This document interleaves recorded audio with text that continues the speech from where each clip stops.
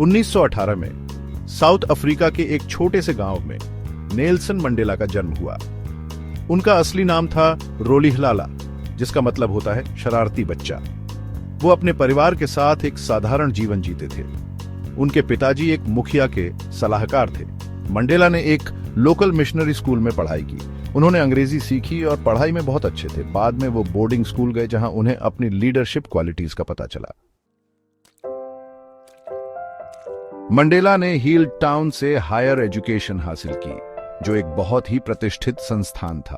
उन्होंने university of fort hair में law की पढ़ाई शुरू की, जो इंटेलेक्चुअल डिबेट का केंद्र था। यहां उनकी मुलाकात ओलिवर टैम्बो से हुई, जो आगे चलकर अपार्थाइड के खिलाफ संघर्ष में उनके साथी बने। मंडेला ने खुद रेशियल डिस्क्रिमिनेशन देखा, जिससे उनके अंदर सामाजिक न्याय की चाह और भी प्रबल हो गई।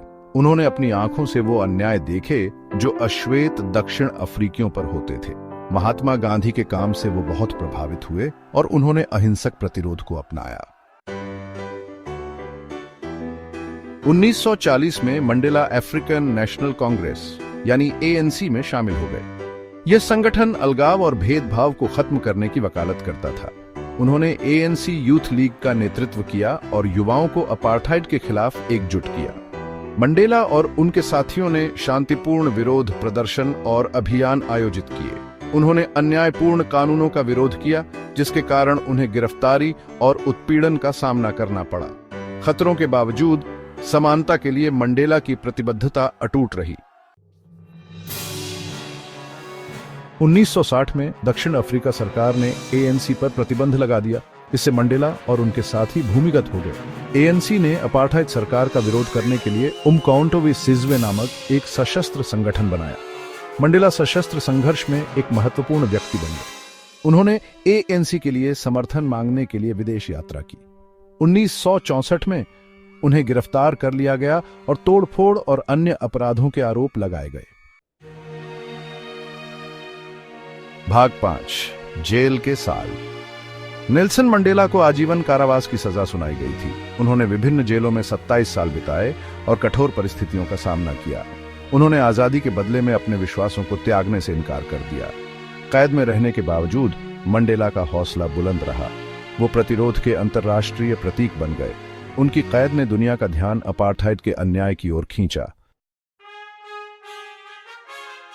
भाग 6, आजादी और क्षमा। वर्षों के अभियान और अंतर्राष्ट्रीय दबाव के बाद 1990 में मंडेला को रिहा कर दिया गया। उनकी रिहाई ने अपार्थाइड के खिलाफ लड़ाई में एक महत्वपूर्ण मोड़ ला दिया। मंडेला ने अपने बंधुओं के प्रति उल्लेखनीय क्षमा दिखाई। उन्होंने प्रतिशोध के बजाय सुलह का रास्ता चुना।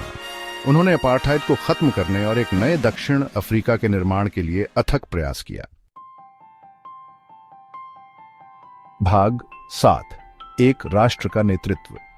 1994 में दक्षिण अफ्रीका ने अपना पहला लोकतांत्रिक चुनाव आयोजित किया। नेल्सन मंडेला देश के पहले अश्वेत राष्ट्रपति बने। यह राष्ट्र के लिए अपार खुशी और आशा का क्षण था। राष्ट्रपति के रूप में मंडेला ने उपचार और एकता पर ध्यान केंद्रित किया। उन्होंने ट्रूथ एंड रिकंसिलिएशन कमीशन की स्थापना की। इसका उद्देश्य अतीत के अत्याचारों का समाधान करना और क्षमा को बढ़ावा देना था। भाग 8, शांति की विरासत। मंडेला 1999 में राजनीति से सेवानिवृत्त हो गए। वे शांति, समानता और सामाजिक न्याय के लिए एक वैश्विक पैरोकार बने रहे। उन्होंने अपने काम को जारी रखने के लिए नेल्सन मंडेला फाउंडेशन की स्थापना की। मानवता के प्रति उनके योगदान के लिए मंडेला को कई पुरस्कार और सम्मान मिले। अपार्थाइड को समाप्त करने में उनके काम के लिए उन्हें 1993 में नोबेल शांति पुरस्कार से सम्मानित किया गया था।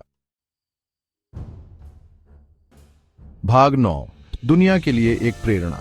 नेल्सन मंडेला का जीवन दृढ़ता और क्षमा की शक्ति का प्रमाण है। एक कैदी से राष्ट्रपति बनने तक का उनका सफर दुनिया भर में लाखों लोगों को प्रेरित करता है। मंडेला की विरासत हमें याद दिलाती है कि विपरीत परिस्थितियों में भी आशा और बदलाव संभव है। उनका जीवन आशा की किरण के रूप में कार्य करता है, जो भविष्य की पीढ़ियों को अधिक न्यायपूर्ण और न्याय संगत दुनिया के लिए लड़ने के लिए प्रेरित करता है।